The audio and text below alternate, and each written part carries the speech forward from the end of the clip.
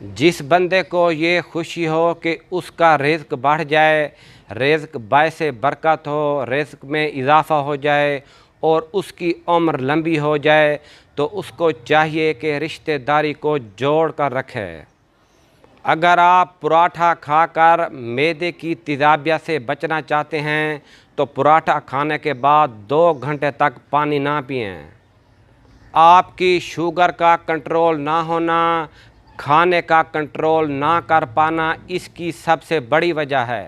अगर इबादत करने के बाद भी तुम पर मुश्किलें आ रही हैं तो अल्लाह ताला का शुक्र अदा करो, क्योंकि उसने तुम्हें इबादत के लिए पसंद कर लिया है।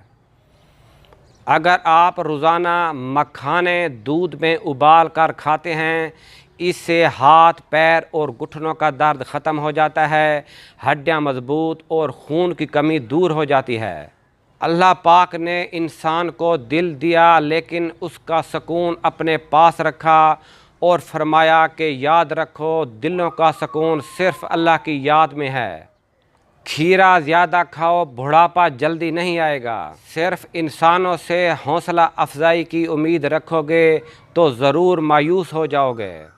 नाफ में नारियल का तेल लगाने से बदन में ताकत आती है। नहाते वक्त बदन पर सरसों का तेल लगाओ, सुस्ती दूर होगी। जली हुई जगह पर अंडे की सफ़ेदी लगा लो, छाले नहीं पड़ेंगे। ایک میں ہی نہیں ان پر قربان زمانہ ہے، ایک میں ہی نہیں ان پر